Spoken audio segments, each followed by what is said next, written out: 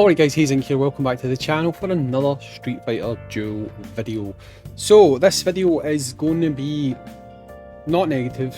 I know when I start out saying that you're probably thinking, oh crap, you're saying it's not going to be negative, so it probably is. It's not. I'm actually going to talk about everything that's wrong in the game, but offer ideas and solutions on how it can potentially be fixed, okay? Now there is this belief with some people, don't know how true it is, that some of my videos, maybe everyone's videos, I don't know, but they get in front of the decision makers, the developers, and in the past there's definitely been things that I've said that they have acted upon. So I'm very much hoping that some of these suggestions can make it to the correct people and maybe they will start listening and turning everything around. I've also very much of the belief that when you give criticism or when you give a point of view, you should at least offer a solution. If you believe what you're saying is correct, then if you know so much, then offer an alternative. And that's what I'm going to attempt to do in this video. And I'm going to try and go over absolutely everything, and hopefully some of these things might be acted upon, especially if we can get enough community support round about them, okay? So I'm very much quickly going to start with the things that we've spoken about before, so it's all in the one video and it's done and dusted with, okay? Straight up, the first thing, we'll just talk about it, summons. There needs to be pity, guys. Just put 6 summon pity, put 6 summon pity here, put 6 summon pity here, and make this fixed free summon pity. Simple as that, right? With these two, it should be 6 summon pity regardless. So if you're summoning for evil Ryu and you do 5 summons and then you decide you never got him, and if on the 6th summon you change character, you should get that character on the next summon. It shouldn't be pity per character, it should be pity per banner. So just apply 6 summon pity to this banner, and put 3 summon pity on this banner. That's the solution to the summoning. There's no much more that needs to be said about that. We'll kind of leave that there, right? The other problem that we're having in the game just now is obviously a pacing issue, okay? There is a lot of units releasing. Sure, people do not need to have all of those units. You most certainly do not. However, when you see a barrage of units being released into the game, you cannot help but feel that you want to get some of those units. A way to temper this: release less units.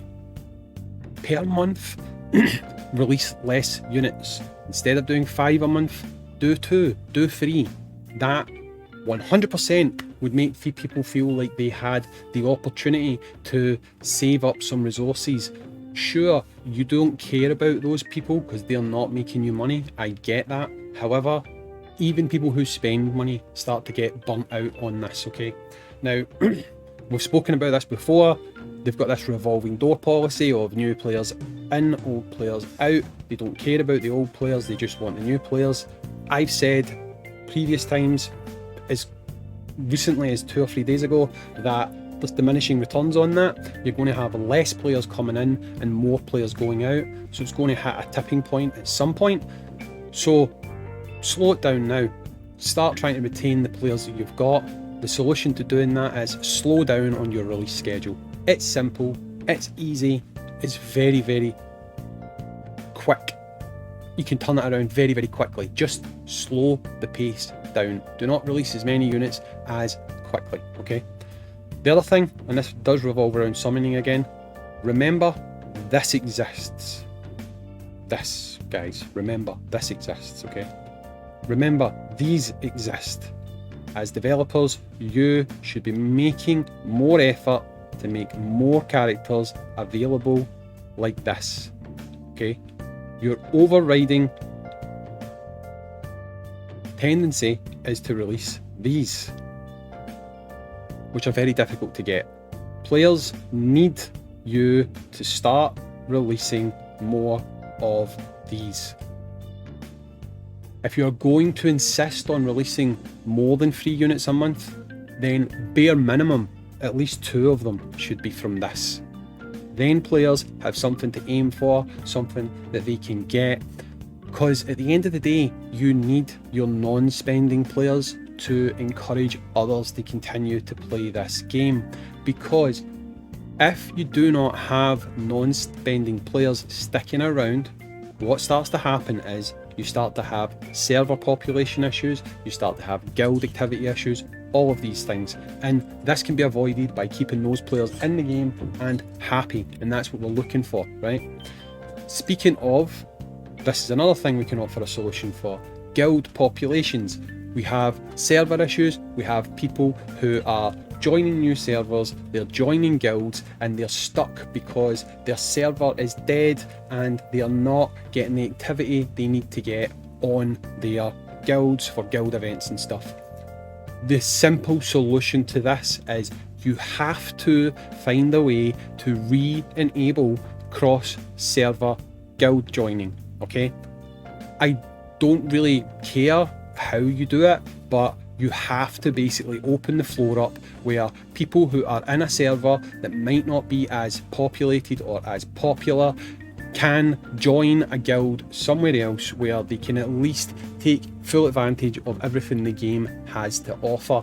Now, there is this whole battle zone thing. People put that down to the reason why people can't join guilds. However, there is legacy people who are from totally different battle zones who are in different servers, so they never kicked those people from those servers, or those guilds, sorry, so it can still exist. They just have to find a way to make it work, because at the end of the day, that is what is needed. That is what people need, because they want to be active, they want to play. You're not going to merge the servers, we know that, so allow people to join other guilds. That would solve the problem, and it would make people not get bored, not get burned out of being in a strong position but not being able to join a decent guild, right? Fix it. That would solve that issue. The other thing that you could do is progression. Me, for example, stuck here, completely stuck, totally stuck. The only way I'm moving forward here is if I spend money. Not doing that, right? Not doing that. So how do you fix this? Well, pretty simply, actually. If we go into here and we look at your idle gains and we look at your reward table, there was for a while supposed to be stones in here that allowed you to upgrade your gear to Triple S. Triple S gear is something that should exist within this game, okay?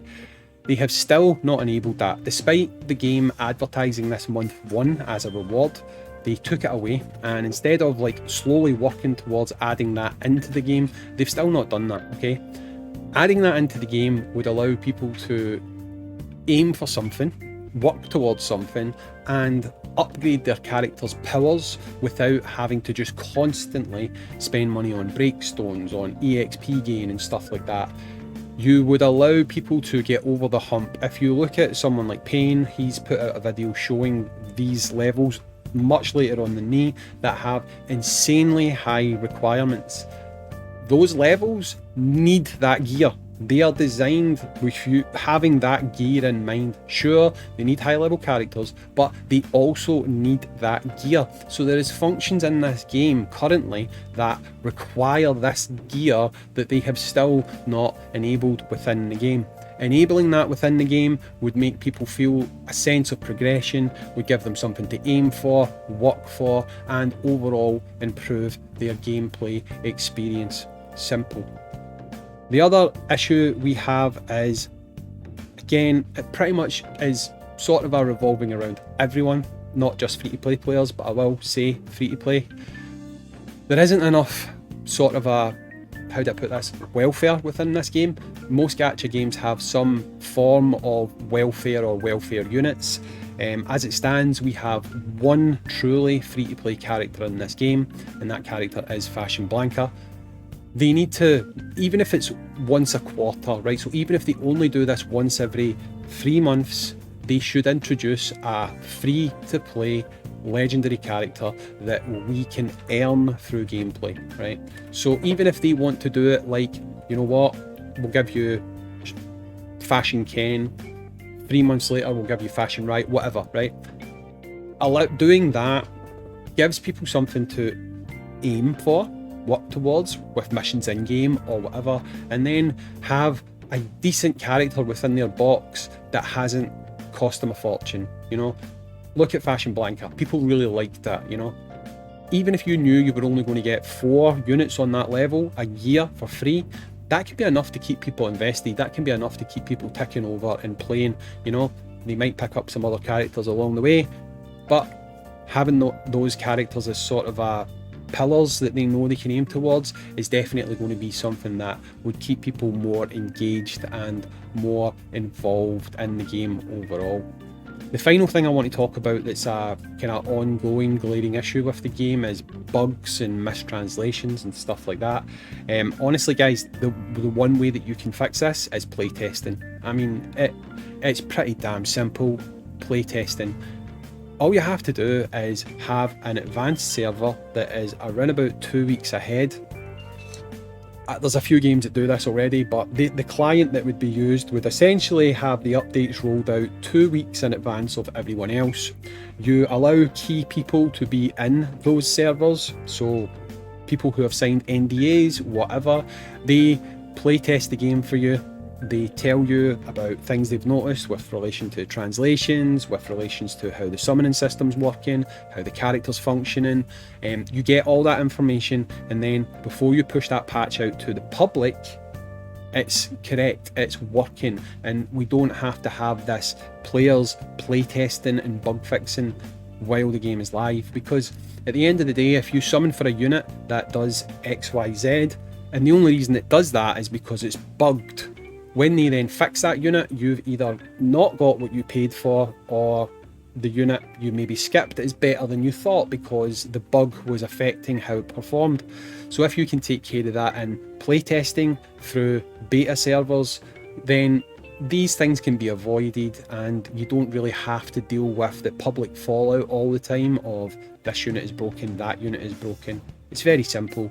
You have people who you trust within the Discord, whether it's mods, whether it's content creators, whether it's VIP users, I don't know, but you've got people you can trust. All you have to do is send them an NDA. If they choose to sign that NDA, they're legally bound to not talk about these things, and they can playtest and give you feedback, and you don't have to worry about things being leaked, etc., because you forced them to sign an NDA, so you're protected, and you can also provide a better gameplay experience to everyone playing this game.